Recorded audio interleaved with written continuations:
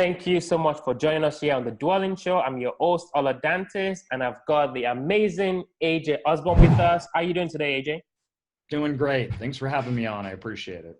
It's my absolute pleasure. So, AJ, you're doing a ton of great stuff out there, but I'll prefer you to actually tell our Dwell listeners your story, kind of what you've been doing and what you've been doing lately, actually. Yeah, I love entrepreneurship. I love investing. I love the mechanics of it, and I love how it works. It's just really intriguing to me. So I've always been interested in startups. I've always been interested in how you execute plans properly. I'm always juggling, right? I got a few different projects that I'm doing, but my main thing that I do is I do real estate. So I buy, operate, manage storage facilities across the Northwest, Washington, Oregon, Idaho, Nevada. We do everything from developing on those. We've done conversions, bought bankrupt super Kmarts, turned them into storage facilities. We've bought, and then we buy underperforming assets though and turn them around. I also own a consulting firm, brokerage consulting firm, where we work with clients and we work with them on managing their benefits and their benefit dollars. And then too, I'm working in the online space where we have a few online startups that we're trying to get going as far as SaaS products as well as others. Wow, SaaS, product, service as a software. So I think you're probably the first, right? The first real estate entrepreneur that I've interviewed, and they've got this broad perspective and depth actually of businesses. So I think it's going to be fun to kind of dive in. I kind of want to go back though. Why make that foray into entrepreneurship or business or real estate? Why didn't you just, continue doing whatever you were doing, working a job or whatever? So it's interesting. I do a lot of speaking and I've done a lot of interviews, things like that. And that question right there that's probably the best question you could ask. And it's a question that a lot of people don't ask, but it's really pivotal to. So I view, first of all, whether you're doing investing, real estate, finance, you're doing entrepreneurship, first of all, those are all the same things. And when you segment out those things as far as a purpose or a way that I believe you approach them, that's when you run into problems. First of all, you are dealing with consumers, you're dealing with money management, and you are dealing with operations on both sides. And how I actually got into real estate. So I was on the business side starting out. We worked in employee benefits, and we worked with companies and corporations and managing those over 350 clients, Fortune 500 companies. And, when we looked at it, at the end of the day, I was kind of on a treadmill. So I was on this financial treadmill because although I was, I got paid commissions from my clients, I got paid really well. It was great. But every time I lost a client, I had to get another one. And, instead of having one boss, what ended up happening is I had lots of bosses, but I could never stop. I always had to keep going. And if I stopped, I fell backwards, right? And I hated that aspect about the business that I was in. Now, I loved the game. I loved working with employers, and I loved the technicalities of managing risk and finding out how I could help employers manage their human capital. And that's, really what we did. I did love that part. And it's very intriguing. And too, it's a huge problem that workforce has. But on the personal finance side, sales is great on one side. You have the ability to make your own money. And theoretically, it's not that there is a cap because there's only so much time you can exchange for money, right? So I was capping out. And two, it seems like the work gets harder and harder and harder. So the treadmill just got faster and faster and faster. And I'm like, I got to a point where I didn't know how to get from A to Z and where I wanted on the personal finance side. So I enjoyed what I was doing. I liked it. I liked helping out. But personal finance side, sales made a lot of money, but I became what I thought was like an attorney or a lawyer where I got paid a high amount, but it was in exchange for my time. And I wanted to stop that. And so I needed to find something that I could compound my results so that I could have revenue coming out, but I could redeploy that revenue at a known rate of return, therefore compounding the results, building. And two, though, when I when I got that revenue on the back end, I could move forward, create new revenue, and that revenue kept coming in. That's key to the compounding part, right? I didn't have that in sales. So I thought, I want to go into real estate, but I had some problems with real estate. I'm not going to lie. There were some huge downsides to real estate. Which is funny because that's where all my wealth and money isn't. But there was some huge downfalls, and where I felt like in business, I felt there was so much more opportunity in compounding, and I really had to learn in real estate how I could extrapolate that value and redeploy those revenues at a faster rate so I could get moving, because real estate to me, especially when I was younger, was just so slow. And younger, I'm in my mid-30s. But when I was in my early 20s, I didn't want to do it because I thought, oh, that's so slow. Now, of course, hindsight's 2020. Anyone that's 40 or 50 or even in their late 30s wish they would have bought real estate in their 20s, right? That's how it works. But when we looked at it, I thought, what if I can combine the business side to real estate? And that's where I got into commercial real estate, and particularly my asset of choice. I call them financial vehicles, right? They're the vehicles that take us to financial freedom or to wealth or whatever you're trying. And the mode, the business, the investment instrument or whatnot, those things can be interchangeable, but most all of us are trying to get to a position of wealth. And wealth is where you don't have to work for an income, right? Your time and your income are separated. And that was very different than my before. By anyone's standard before, I was a high-paid salesperson. I was rich, but I didn't want to be rich. I wanted to be wealthy, right? There's lots of rich people. And, it's interesting too, if you look at the statistics of people that make money, the vast majority of all millionaires, they only make $1 million once. It's something over 80%. If you look and they're like, oh, well, you have whatever the amount may be, 20,000 people every year that make $1 million. Well, 90% of those 20,000 people only do it once. Ever. They're gone. They're out of that statistic. Then it's all new. And so they're going, how do you repeat those actions? How do you build it up? And I wanted to have a high income. I wanted to be making 300,000+, which I thought was available in sales. But two, I didn't want to have to always work for that. So, it's this toss and turn, right? Thing that you have when you're dealing with financials and how you increase it. There's got to be a better way. And in real estate and commercial real estate, I saw a side where in self-storage facilities, I could buy a real estate asset, but it performed very much like a business. And I could take this business and I could change the internal operations of this real estate asset, and I could dramatically increase the value and increase the income. This is unusual in real estate. Most of the times, if you're talking about, of course you have like fix and flips, things like that, or you can go buy an apartment building that has 20 units, you gut it, right?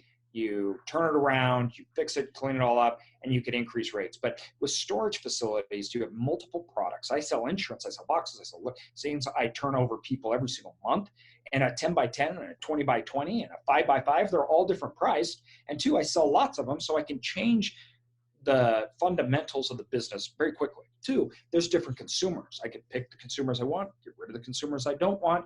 So all of a sudden, it's this weird world where you have a real estate asset, but yet it operates like a business. I'm like, that's my world.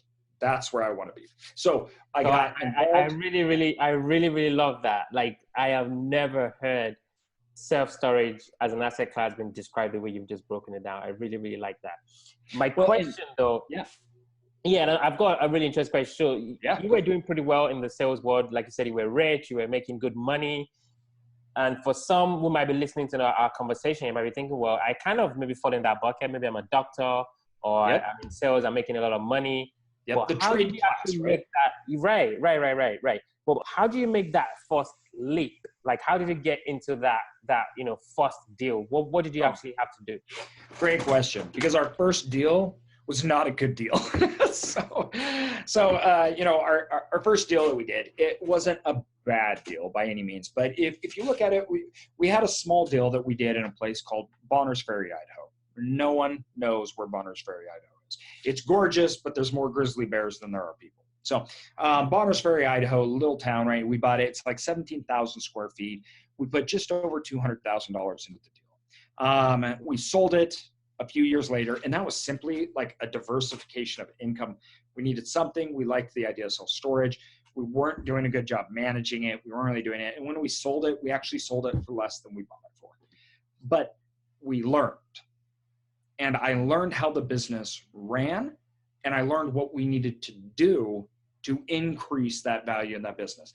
This is a great walkthrough. Let me walk you through this. So we purchased that facility for $600 and something thousand. We put $250,000 into it. From that small facility, we took that small facility and we can take that right there and move that over in, because you have 1031 exchanges. So 1031 exchanges allows you to move money from like-minded assets, right? And you don't get taxed on them. So we took that money, which once again, that money was less than the previous where we originally put into it when we first bought it. But we've been paying down debt. So our total that we took out was maybe 10,000 more. But we sold it for less than we bought it for. We moved that into a 17,000 square foot to a facility that was like 30,000 square feet.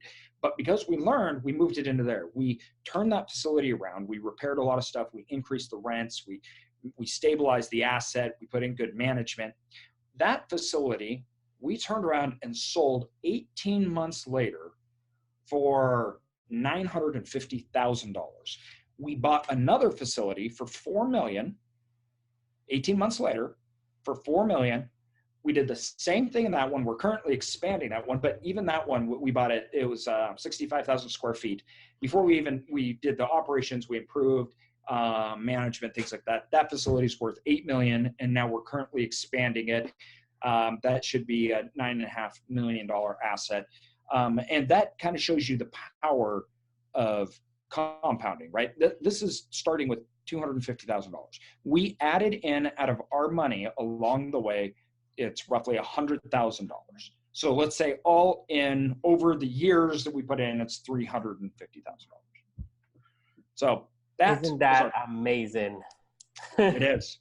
It is amazing. And that's the power of real estate, and I like things where I can force the appreciation. So, and two, when you're looking at getting in, this is always the hard part. Because I think when you look at when a lot of people hear me speak and they're like, wait, you bought a bankrupt Super Kmart? You turn that into a fully automated 200,000 square foot facility, outdoor parking, can be ran off your phone, multiple employees, everything else like that. They're like, oh, I can't do that, right?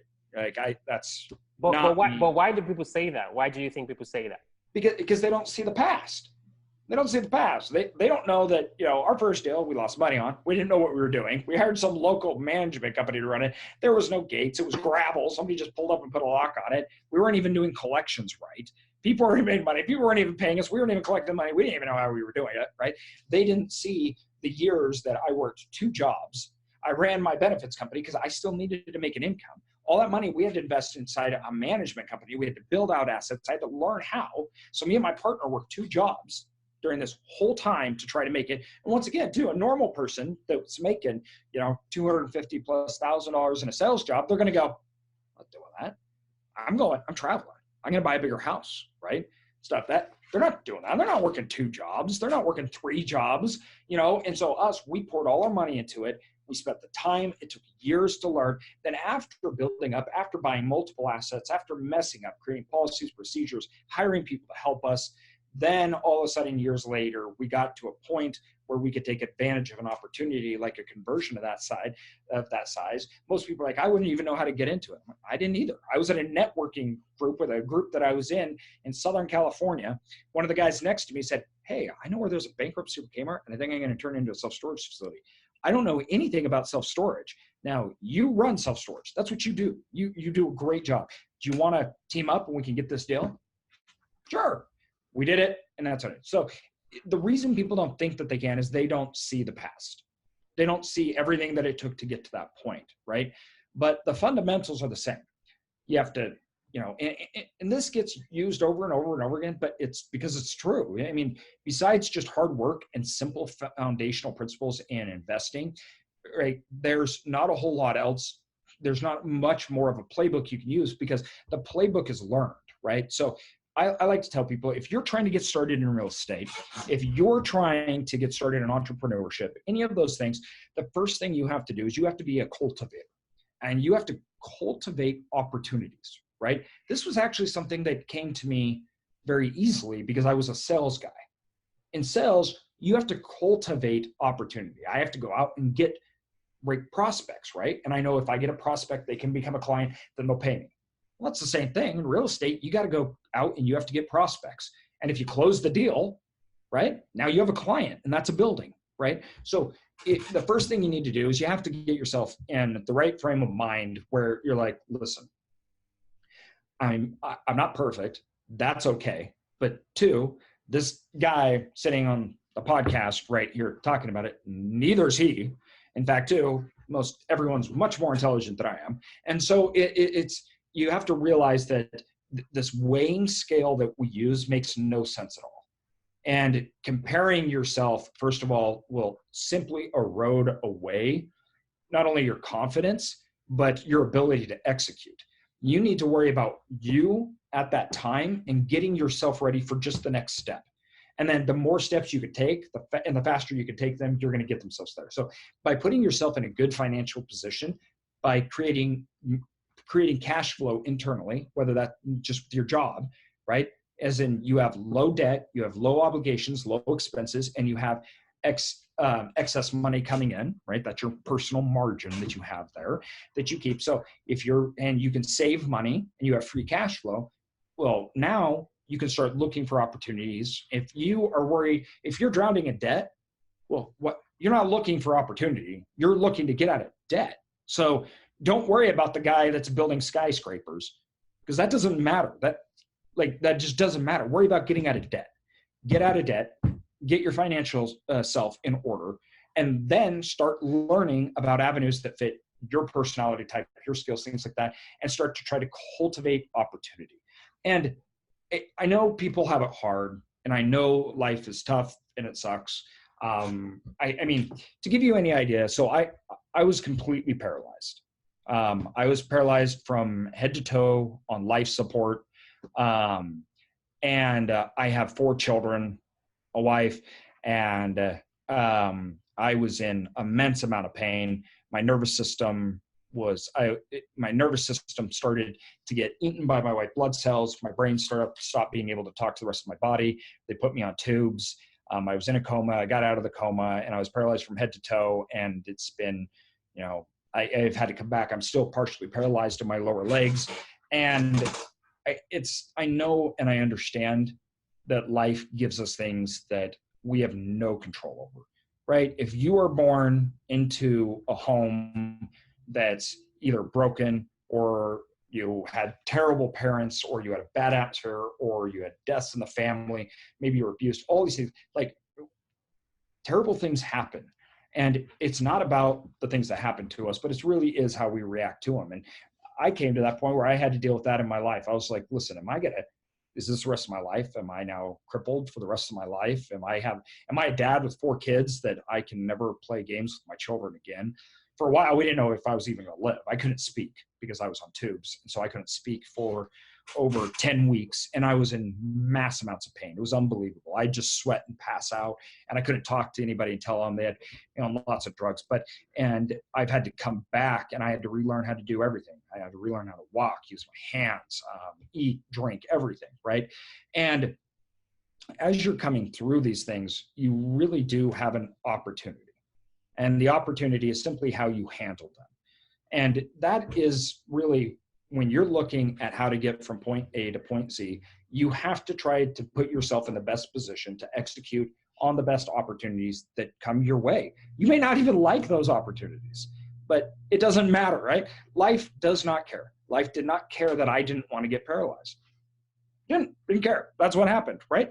And guess what? I believe that I am 100% better from that. I believe that I'm a better person. I'm a better father. I believe that I'm better at business. I believe that I have a better outlook. I can execute better. I found so many problems internally in my organizations that I got out of the hospital. And once I started working again after a year, I came in, I've got my arm crutch things. I couldn't quite walk. And I sit down. I'm like, we're reworking these whole systems. We're redoing all of them. This has to change. And, it's, you got to use those things as opportunities. They're part of your story. You have to embrace them, use them as the tools to build for the future. I don't mean ignore. I don't mean I'm not talking about positivity where it's like, oh, they don't matter. Oh, they do matter. They do, right? Crap happens. Use it. Embrace it it is what it is, and move forward. Wow. So fascinating. I mean, AJ, first and foremost, thank you so much for sharing that story with us. I really appreciate you kind of opening up and letting people know that side of you.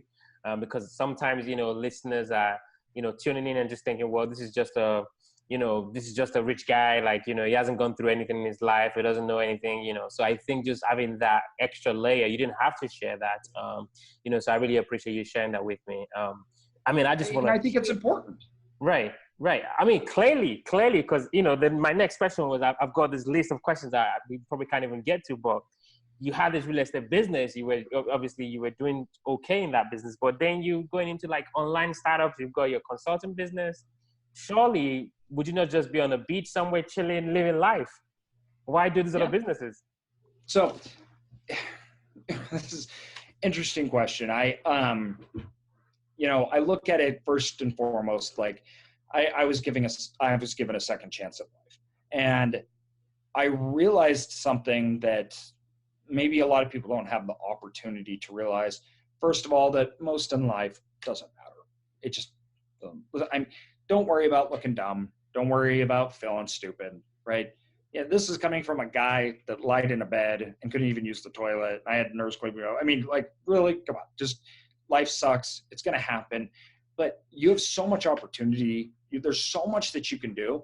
And when I got out of the hospital, it was like, I got to take advantage of the opportunities that I have, what I can do in society. And I got to make sure that this second chance that I've been given is worth living.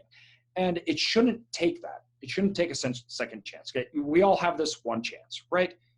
Like, why do we let pride get in the way of execution, right? And I hate this argument where, as in, people don't understand, or I've had a hard life. Things like, okay, first of all, life doesn't care. Your results that happen because of what you do in life. So the actions that you take that make positive results, that it does not care about what happened to you in the past.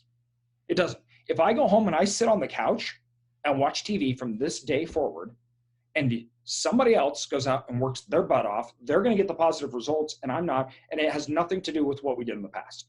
Nothing. So it doesn't matter. Forget it. Move on, right? Learn and then create systems and get yourself in a good position to where you can take advantage of opportunity, make it happen, and utilize what you have in life. Make the best of it. Wow. This is so powerful. AJ, we have to get you back on the show. We're definitely dwelling into the quick rounds. I wish I could keep going, but these are going to be quick questions, quick answers. You ready, sir? I'm ready. All right. First question. I think you may have answered it, but you can please answer it again. What makes you unique? What is that differentiating factor that separates you from the next guy or the next girl? It's easy. I have a red beard. So that separates me. I like that answer. I like that. Second question. What was the last book that you read? What was the one thing that you picked up from that book? That's a good question. What was the last book that I read? I read Ego is the Enemy. It's a fantastic book. I think everybody needs to read it. I'm really interested on how we are the destruction of ourselves, and how our biggest, everyone, how our biggest walls that are built are just us building them, and mostly inside our mind and our reactions to it. And I really want to try to tear down my own walls and everything that's inhibiting me from being an amazing father, an amazing husband, an amazing, boss, business person, and just amazing person in general, and fulfilling this life that I have now that I want to make absolute most of. And, ego to me is probably the biggest. It's the one where we're all on social media and you're trying to make yourself look amazing, and you're so worried about what people will think of you that you don't do the things that you need, and understand that the fact that you're making mistakes is actually the best thing possible, and that's part of the process. And you're literally taking out what makes you and what makes good results. You're removing them, and ego is one of the major drivers in that. So I just love that book. Oh man, thank you. That is so good. That is so good. Thank you so much. Yeah, I'll check out that book. That is so good. Final question. of course, you've got your beautiful kids and your wife, your family, you've got your businesses, the online side of the consulting, the self-storage investments. You've got a ton of stuff going on. What do you do for fun? My wife would say work, but